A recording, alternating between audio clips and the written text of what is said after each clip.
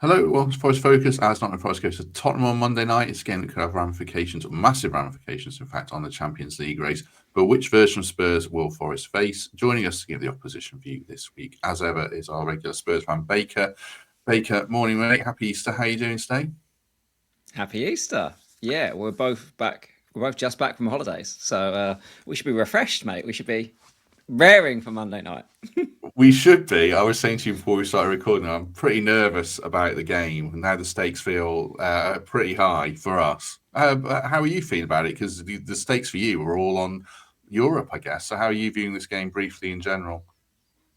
I mean, yeah, it's a very weird game, isn't it? Because we would both. I mean, I would normally hope that Tottenham at this point of the season, I would be really interested working out where we might get European places, and I'm like, oh my god, will we be 17th? But might we still be in the Champions League? So like, we have got two teams playing tomorrow night that are both still in contention for Champions League qualification, but in very it couldn't be more polarized in how we're getting there. Potentially, you guys have been sensational. I think we talked. When was the last game? Was it like December, January? It was quite late, wasn't it? Yeah, just about Boxing Decemberish. Day. It was a Boxing Day was Boxing it? Day game. Yeah. Boxing Day game. Um, and it definitely hasn't got better for us since then. It's really peculiar circumstances where every league game, all anyone wants is fans to get the sack. Like quite simply, it's. I don't think there's any beating around the bush. I mean, it is the thing with Tottenham is in this season is that even we talked a few months back. I think I was talking about like how almost suicidal at times it is in terms of the way we defend, but it's so we can try and score goals and we had a positive goal difference despite the fact of leaking goals left, right, and centre. Is but now we're not even scoring goals. Mm. We've gone very weirdly pragmatic. Like the style of play that Tottenham are playing is it, it feels odd. It feels odd because people had terms they would use like Ange ball, wouldn't we? And we'd say things like that. Well, there's no Ange ball like anymore. Is you watch the fullbacks, you'll see them. They won't invert like you'd have seen them 3 months ago. So whereas a few months ago I'd have been saying, God, the fullbacks are going to come flying inside, and Hudson-Odoi and Alanga are going to just fly around the outside of us and all that stuff. Now we're playing like a very flat back four, which means that you don't have a lot in front of it either, because our wingers aren't particularly tricky. Midfield free. Madison has to come so deep. We watched the Europa game the other night, and poor big Dom Solanke's so isolated. Is whenever the ball goes up to him, there's no one within 10 yards of him. They're all they're all wide or much deeper than him. So it feels very odd. Feels like a real lack of identity. As I watched your rivals. I watched Villa Newcastle yesterday, and you watch Villa, and you watch the way that they play, and you were like, wow, like Yeah. that's Yeah. yeah, like we're 2, 3 leagues below them in terms of quality of play at Tottenham, and that's horrible. Where you mentioned Ange out then, I remember reading, following you on Twitter. You tweeted you wanted him gone a long time ago, probably Mm. before a lot of for Spurs fans. What made you come to that conclusion so quickly? And obviously, it hasn't changed now. So I assume you would No, want him gone, even though you're in the Europa League semi-finals now.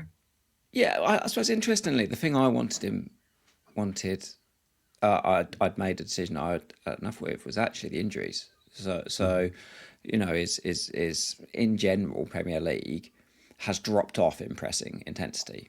Everywhere has dropped off. World football has dropped off in pressing intensity from the sort of, if you think back to like Klopp, and Pep, and those guys were so intense in their press, and that really started it. That we saw all sorts of teams do it, but in general, the intensity of press has dropped off for all teams. And the reason why is the calendar of football is so busy that people just can't sustain it. Like they just get injured all the time. And, I firmly hold Ange responsible for the number of hamstring injuries that we've had this season. Trying to play, we're the only team in the Premier League that's increased their pressing intensity year on year for the last 3 years. Every other team's dropped off. And you're like, that's fine if you're doing it to gain an advantage that means that you've got a performance on the pitch and that you rotate the squad well enough that you don't put players in danger. But he's not doing that. Like we don't have those resources or those number of players in our squad, so you can't then complain about the injuries when you've been a real cause of it. And he knows he's been a cause of it because look at the way we play now. We don't press anywhere near as much. And now what we've got is a case of, so he's kind of in a no man's land where he presses his preferred style of play, his Ange style of play is an intense press. Turns over loads of high balls, high turnovers, creating loads of our goals. A huge number of our goals last season were created through turnovers in the opposition's half. Now, if you stop doing that, well, what you're doing is you're then playing with one hand behind your back. And that's kind of what he's doing now. He's not pressing as much because he's so worried about injuries. But what it then exposes is that his system, his style of play, it's not fun unless he does that. So you're like, what do you want? Do you want more fun but more injuries, or do you want less injuries but worse team? And it's neither's the right answer, is it? And it doesn't have to be that. What you can continually see is it doesn't have to be that way. When you watch Newcastle, when you watch Villa, when you watch you guys, it doesn't have to be that way. Like you can be much more versatile and you can look for good solutions. Pep this season has continually tried to find solutions. And you see yesterday when there's a fullback to fullback goal, which is what he's done is taken two midfielders and put them there. And what he's done is he's increased his number of passers in the centre of the pitch so that they don't get transit. Because early in the season, they were just you could just get them so easily, couldn't you? It was you turn the ball over and you can run 80 yards.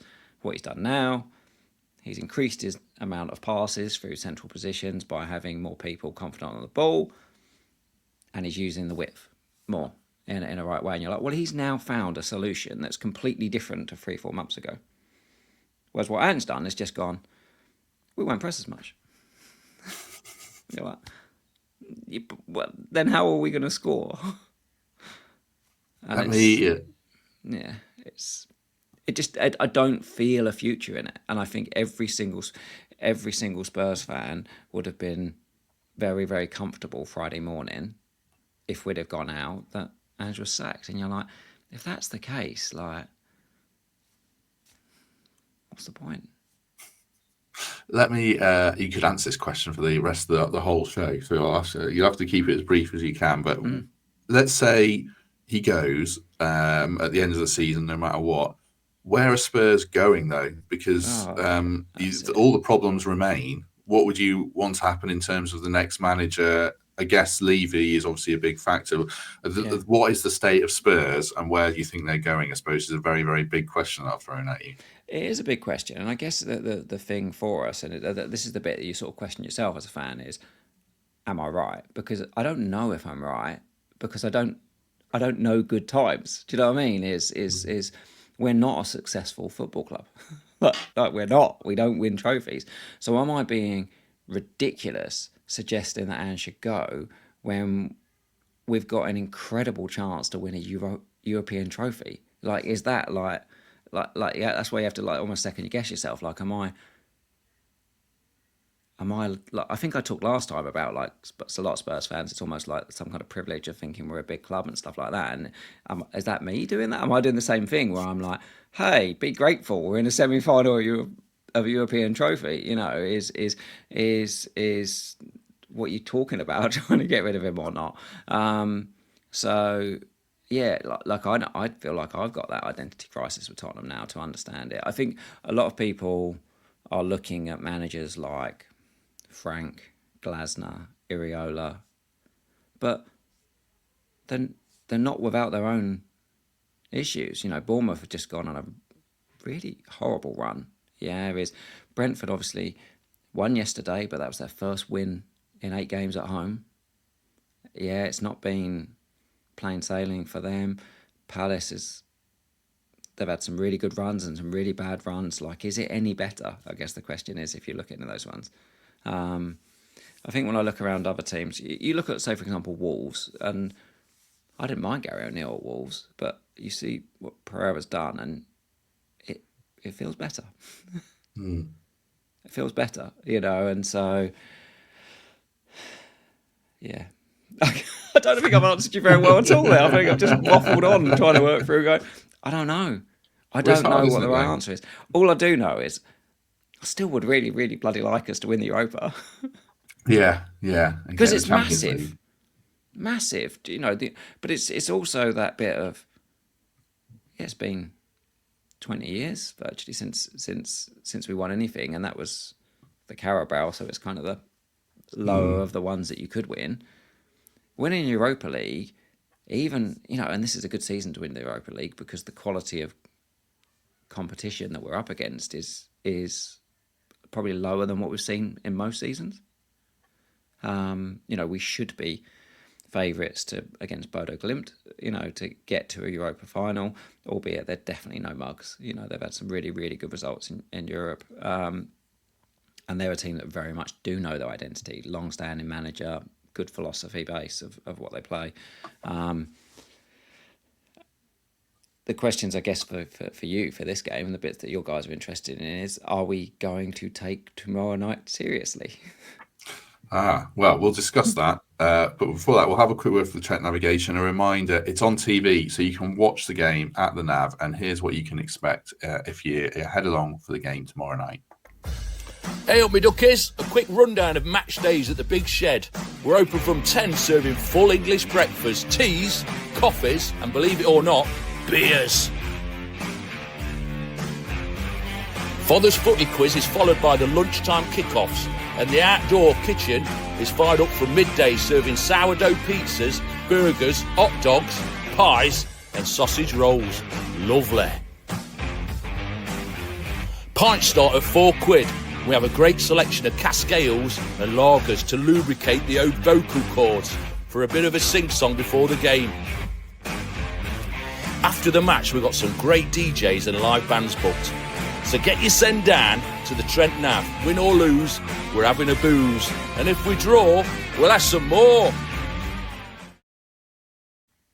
There you go. Head on down to Trent Nav. Enjoy the game there if you're not lucky enough to have a ticket. What's your pre-match ritual? I'm sure I've asked you this before when we spoke about the stadium. So you've touched on it a bit. Are you, what do Spurs fans do? Are you going to the game, straight to the ground, or do you go to the pub? Well, I definitely think so. Since the new ground, as it were, it's a very weird experience that 90% of the people go to the ground 2 hours before the game kicks off.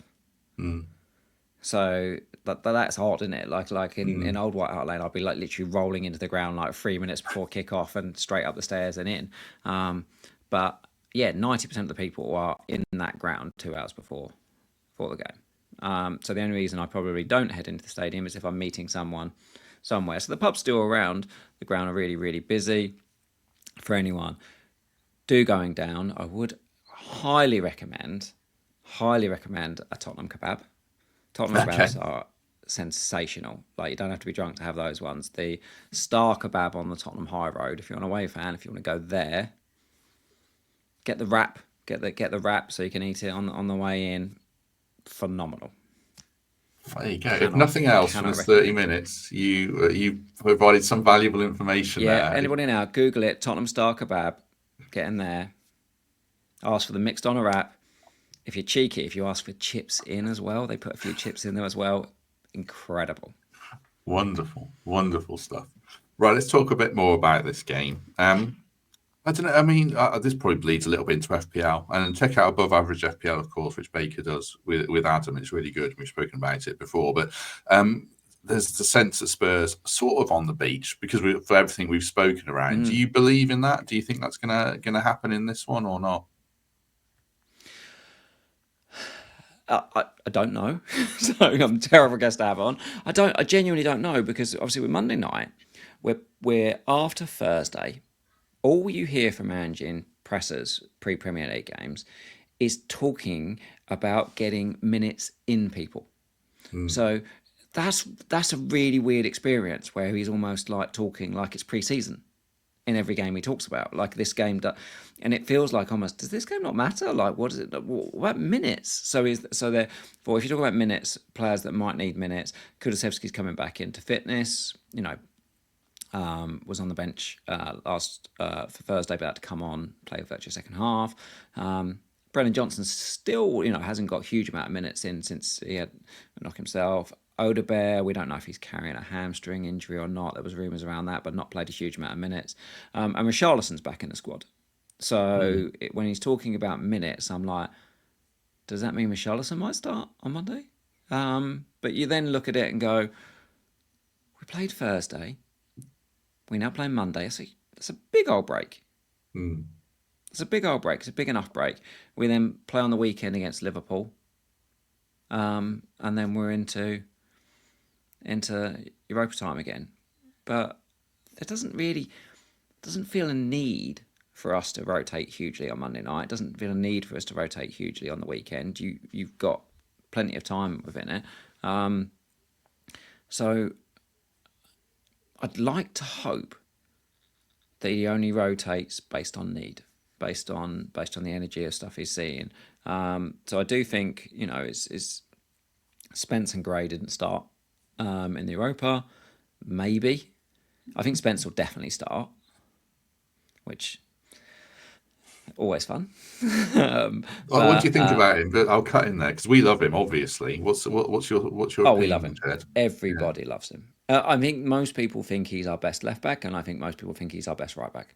And Destino Dougie and Pedro Porro are no mugs at all. But I think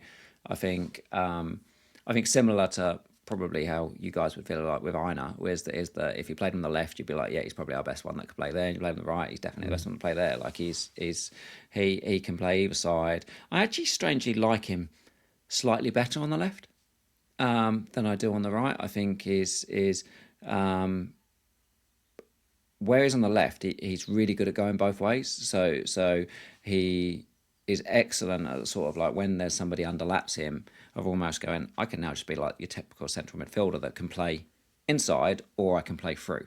So I actually think he's really hard for defenders to know where to put themselves when he's in off the left, because he's so comfortable going either way, and has technique enough to hit off both feet.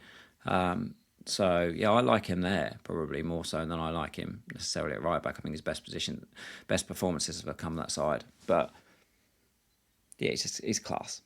You can tell. What about Brennan? Forest fans have been debating whether we should try and bring him back if we get in the Champions League. He's had a funny old season from a distance. He looks like he's put up good numbers, but Spurs fans seem to remain unconvinced. What's your take on where he's at right now? I think before he had a little injury, I think a lot of people get very frustrated with him because he wants to score, but if he doesn't score, quite often you'll be like, I've just not seen him.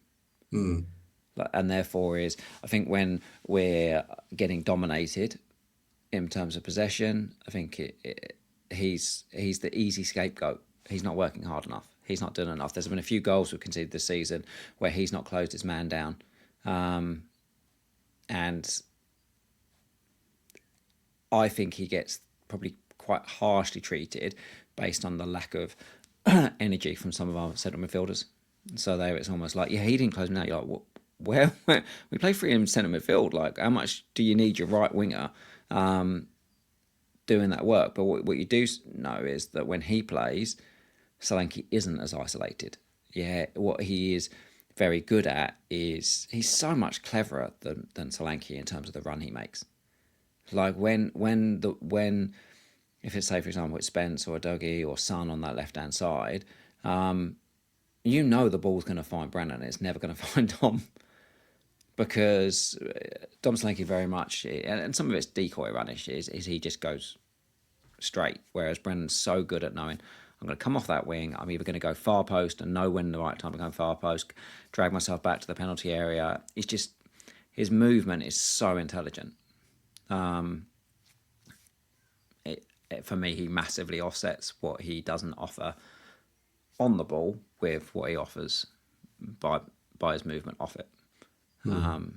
But yeah, you can always see why midfielders get fans get frustrated with him, because you never see him beat the man on the right hand side. You never see him, like, he's not the greatest crosser, he's not the greatest passer, he's not the greatest dribbler, but ultimately he has huge goal involvement. What more can you ask for? And I think whether that's similar, like, I think you'd face similar things if he was, say, for example, on the right and it's him or Alanga. There's such different skill sets in terms of how they play, but you can use them in different ways.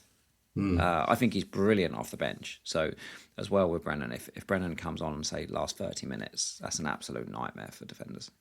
What would your predicted 11 be for the game? So I think I would like to see it be the same front three that it was in the Europa game. So I think Tell, Solanke and Brennan.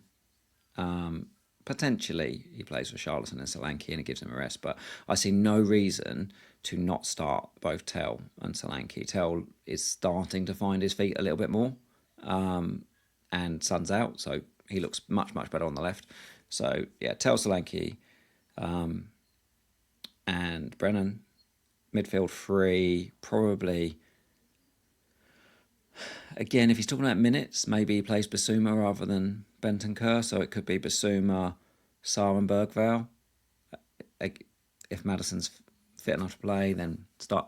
Maddison's very important for us. We haven't got a lot of creativity, so especially with Son out. So I'd like it to be Maddison, but I wouldn't be surprised if he gave Maddison a rest. I think it would be Maddison or Sarr. And in defence? In defence, I would expect it to be. Spence on the left. I'd like to say that it will be Porro on the right, and that he won't completely rest them. And I wouldn't be surprised if it's, say, Davies and Romero rather than Van de Ven and Romero. I hope so. I mean, obviously, yeah, Davis. I'm sure he's a good player, but that's a huge drop off from. It's a huge drop off. Yeah. Like you say, there's absolutely no reason he doesn't just play Van de Ven and Romero. There's plenty enough time to do it. But I suspect he's just way too scared to do so. I think he'll limit Van de Ven as much as he can.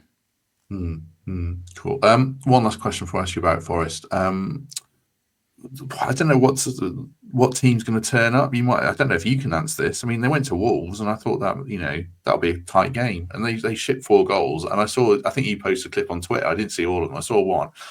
It's like the parting of the Red Sea. They were miles apart from each other. They were 45, 50 yards from goal. Yeah. I mean, it was an absolute mess. So could that happen again, or could they dig in and grind out a clean sheet? Is that the wild inconsistency that probably drives you so mad? Yeah, it's that because all 4 goals were the fault of Spurs players. Like and I guess that's probably for Ange. It's like Ange will be like, individual player error. Like what do I do about that? Is that my fault? Like it and stuff. But I come back to, if your manager spends, like, anyone who's watching this can go and watch Ange's embargo. The Beanie Man Sports is the best one I like to use for the pressers, and just watch 13 minutes, and it's 13 minutes of him not talking about this game at all. Like, at no moment does he talk about this game. He talks about himself, he talks about Europa, he talks about minutes, and stuff like that, but at no point, I don't think he even mentions Forest in 13 minutes. It's like you don't exist. Like, so therefore I'm like, it feels almost like, is he actually doing any respect of the opposition he's playing and doing any work on it? And the same with the players. Like, if you're not prepped to win this game, and I genuinely don't. I'm like, do you think they finished Thursday and they were like, right, on to Monday? I don't get that impression at all. So I then think if teams are more on it than we are, that's how mistakes happen. So as much as it looks, that Wolves one looks bad on Spurs, not enough credit is given to Wolves. Like, they've picked pockets 4 times. There's very little reason for you guys to not be more motivated for Monday night than we are. Right. Just before then, I'll ask Baker a final question on this game. Just before that, a quick word of thanks for Peak Media Marketing. If you're looking to enhance your business, grow it in any way, you want their support for attracting more customers, building websites, climbing Google SEO, which I know is massive from my old job. If you want support networking and with social media, then they are the people to get in touch with. Local business. There's a Forest connection, of course, as the person who set it up for us is a big Forest fan. So yeah, if you're looking to grow your business, check out peakmediamarketing.co.uk/Forest. Right. So I'm really nervous about this game, as I was saying before. I don't think we can lose it. The fact it's at home at Spurs, does that add any extra motivation, or do you think that just because Forest needs the points in this sense, do you think Forest are going to win? Yeah, I'm not confident at all that we would beat you. I'd be pretty confident about it. One thing Ange did talk about Espresso was about how often their best performances this season have come away from home. So we would beat City away from home. We beat United. Brentford recently was a good win. Them, and obviously we won at Frankfurt the other night. I don't know if that was a dig at the fans. I've almost felt like yeah, look, you know how easy it will become for us to boo. It will become very easy for us to boo. So therefore, the fans that go away right now are fantastic fans, like incredible diehard fans. They're just not the guys that are going to go away and spend time booing. They're incredibly committed to do it, to follow us everywhere we go.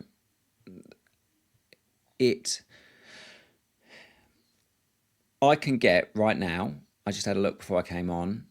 I looked as far as I could go, and I could get up to 6 seats sitting next to each other on the ticket exchange for tomorrow night. So that's like a whole family, like a group of people that all have seasons that are like, I'm not going to that. Not doing that. Now, Bank Holiday Monday. So trains are crappy. Doesn't help. The situation, the current, malaise around Tottenham in the Premier League. Yeah, I expect probably half the season ticket holders have sold their tickets to other people, to tourists, to people in town. So therefore, is that normally produces a pretty flat atmosphere. It's just, yeah, I do not expect it to be raucous, certainly from a Tottenham perspective. Albeit, God, we'd like a nice night, like it's in the league, So if somehow we fluked our way into an early lead, maybe it would ignite it. Maybe it'd be like, can we have a good night, please? It's been a while. But I do think the way you start is hugely important. Like if you're at it in the first half hour, it's probably a long night. It's probably a long night. But yeah, I was going to ask you, as I got the chance, how are you like ticking off the end of get Champions League? Because it's been a while for us in terms of getting there, and stuff. But when we used to get potentially, do we get top 4, not top 4, and it's top 5 for you, and so forth. Like I used to spend an exorbitant amount of time watching, thinking about other teams, spending a lot of time with them. Some of the things I used to find really helpful, if it helps you in this in the kind of stuff, is there's a site, Opta on a site called theanalyst.com. With the percentages, and they do their percentages and the predictions and stuff like that. I used to find that used to help me stay very grounded all of the time, because I think it's natural. You see Villa win yesterday and your brain goes, well, we're not going to finish above them. Or suddenly that's another one we've got going and stuff like that. Newcastle win last week and you think, oh God, they're a problem. And what if Chelsea start turning up and they've got relatively okay fixtures? Chelsea probably benefited. Tarkowski's got injured yesterday, so they've got them next week. Yeah, I found the more I used sources that looked like bookies odds and stuff like that, then that became very helpful. I mean, at the moment, just for reference, they've got 6 points expected between Man City in third and Chelsea in seventh, and they've currently got you fifth still, ahead of Villa. Yeah. I saw we were at like 66%, which we were at 78 a few weeks ago. I'm pretty I try to think of it that way as well. I wasn't worried until we lost to Everton, and I was also like you. I was away, so I haven't seen that game. But it sounds like we were awful. That was when I worried. That was probably for months. I thought we'd be fine because no one would blow us out of the water, but we did. And we'll discuss this on our preview, which we're about to record. I just think we're running out of steam in terms of squad depth and energy, which is why I'm hoping 9 days off before this game we come out looking refreshed. Chris Wood, he's had that big break now after I think he was rusty and not really fully fit against Everton. Same with Elanga. I'm hoping those 9 days make a big difference. I mean, if we win this one, then I think it's really massive because Villa will have Villa have got City. Newcastle have got Newcastle's fixtures are really rough. I thought Newcastle would steamroll it and still think they'll get in, but the narrative changes all the time, doesn't it? It does. So that's the thing. It does. I think Newcastle are home to Everton last game of the season. You think that's probably good for them. Yeah, Everton after they've played their last game at Goodison, you know what I mean? We're at home to Chelsea last day, so yes, it's big. It's big. We might not do you any favours as well with Villa, just for those. So as me, the fantasy football nerd that I am, so you massively want Villa to go out against Palace in the FA Cup next weekend. Because if Villa go through in the FA Cup, then that will mean their semi-final will fall on the weekend where they should have been playing Tottenham. So they'll move it to midweek, yeah. They'll move it to the midweek, but that will be the game. That will then be again. They'll move it forward, so 3 days before the FA Cup final. Yeah. And if they do that, that means Tottenham will play on the weekend, on the Sunday. Then they'll probably play Wednesday or Thursday against Villa. Probably Wednesday against Villa. Now, then after that, Tottenham would have 8 days off until Europa final. That's assuming Tottenham get through in this. But if Tottenham play Villa 3 days after their previous game, they'll just play. They'll rest everyone. They'll rest everyone. They'll literally and then that will be like, right, that means we can have like 11 days off before Europa League final. Yeah. And if you're playing Man U, I think Villa have got Man United last game, so it could be Spurs Man United in the Europa League final, and then they don't care about that game. Yeah, I know. I did see that. Yeah. So you really want Palace to beat Villa next weekend in the FA Cup. In the FA Cup. Because otherwise it's just gonna give Villa a free win. Yeah. I know. Oh dear. Right.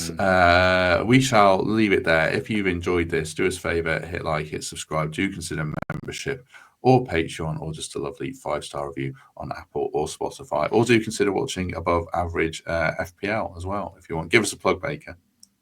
Yes, so we'll be back tonight. Tonight depends on when this goes out, Matt. Is this going out Sunday? This is going out Sunday, yeah. This is going out Sunday. So if you see this, so 8:30, above average FPL, we will cover the first 9 games of this Premier League weekend. So we won't be covering Forest, we won't be covering Spurs, but we'll cover all the rest. We'll talk through it.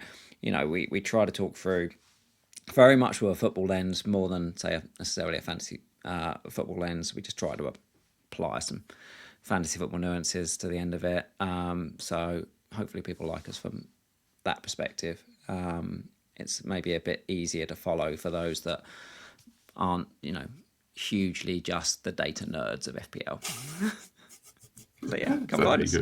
Very good. Yeah, do that. Make sure you do check out Above Average FPL. Make sure you obviously join us if you can. We are back post-match show on Monday at 10:15 straight after the game with Mark Southerns and Emily Anderson, and then Tuesday morning 9 a.m. So yeah, a bit of sleep, then straight back at it with former Reds defender Kelvin Wilson, and then it'll be Temps and Pete, I think.